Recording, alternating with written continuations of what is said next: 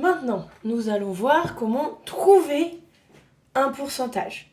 Donc, vous avez un prix de départ, un prix d'arrivée. J'ai pris des prix par exemple, pour l'exemple, mais ça peut être n'importe quelle autre quantité, du moment que c'est la même unité. Donc, un prix de départ, un prix d'arrivée.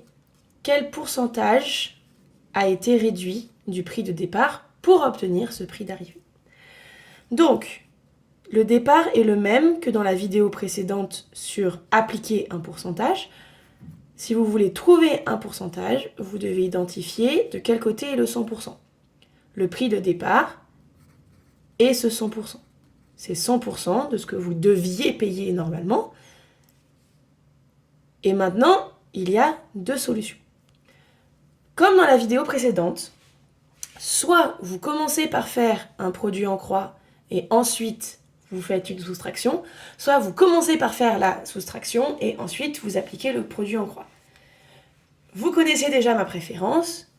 Ici, je ne vais pas écrire 48, je vais écrire la différence de prix qu'il y a entre le prix final et le prix initial. Je dois donc faire 64 moins 48, je vais faire 64 moins 50, ça me donne 14, plus 2 que j'ai enlevé en trop, 16.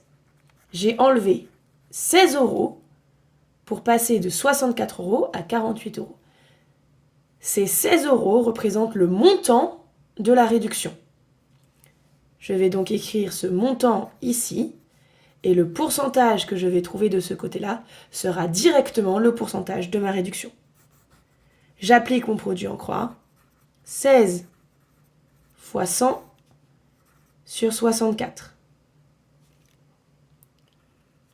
Ce nombre est dans la table de 64. Alors, si vous ne connaissez pas cette table-là, faites par 8. Vous savez que ça, c'est 8 fois 8. Ça, c'est 8 fois 2. Comme dans 8 fois 8, il y a encore un 2 qui se cache. On sait qu'au total, il y en aura 16. Si j'enlève le 2 du deuxième 8, c'est-à-dire que si j'écris 8 fois 8, il y a un 2 ici qui se cache. Si jamais ce 2, je le donne au 8 d'à côté, il va devenir un 16. Et ce 8 va devenir un 4. 16, 16.